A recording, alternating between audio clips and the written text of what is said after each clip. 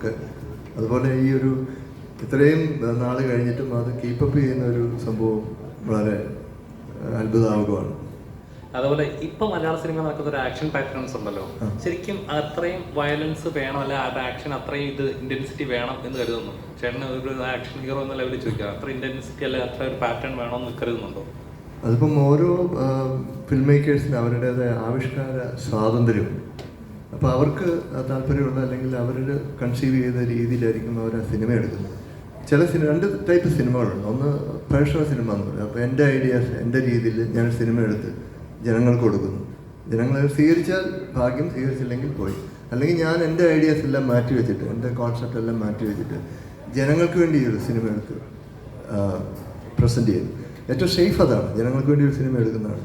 പിന്നെ ഈ വയലൻസിൻ്റെ കാര്യം പറയുന്നത്, ഇപ്പോൾ നമുക്ക് ഒരു സിനിമ പുറത്തു വന്നു കഴിഞ്ഞാൽ അത് കൺട്രോൾ ചെയ്യാനുള്ള ബോഡീസ് ഉണ്ട്. അതായത് സെൻസർ, അതുപോലെ സെൻസറിന് മുകളിൽ വേറെ ബോഡീസൊക്കെ ഉണ്ട്. അവർക്ക് ഡെഫിനറ്റ്ലി അതിനെ കൺട്രോൾ ചെയ്യാൻ പറ്റും. പിന്നെ ജനങ്ങൾക്കൊരു ചോയ്സ് ഉണ്ട്, ഈ സിനിമ ഞാൻ കാണണോ അല്ലെങ്കിൽ എൻ്റെ കുട്ടികളെ കാണിക്കണോ എന്നുള്ളൊരു ചോയ്സ് ഉണ്ട്. അതും ഓരോ റേറ്റിംഗ് ഉണ്ടല്ലോ.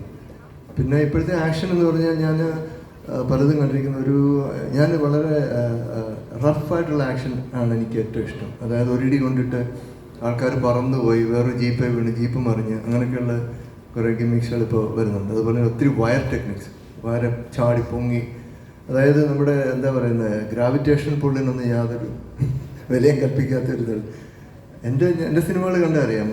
ചന്താക്കടലൊക്കെ കഴിഞ്ഞാൽ ഒരിടി കൊണ്ട് അവർ പുറത്ത് അല്ലെങ്കിൽ ഇങ്ങോട്ട് വീഴത്തുള്ളൂ, പറന്നു പോകുന്നൊരു പരിപാടിയാണ്. അപ്പോൾ അതെനിക്കൊരു ഇതായിട്ട് തോന്നിയിട്ടുണ്ട്. പിന്നെ സിനിമാറ്റിക് എക്സ്പീരിയൻസ്, ചില സിനിമകൾക്ക് അത് ആവശ്യമാണ്. ഇപ്പോൾ ഏലിയനെ വെച്ചൊരു സിനിമ എടുക്കുകയാണെങ്കിൽ, അല്ലെങ്കിൽ അങ്ങനെ സൂപ്പർ നാച്ചുറൽ പവറൊക്കെ ആണെങ്കിൽ ഓക്കെ.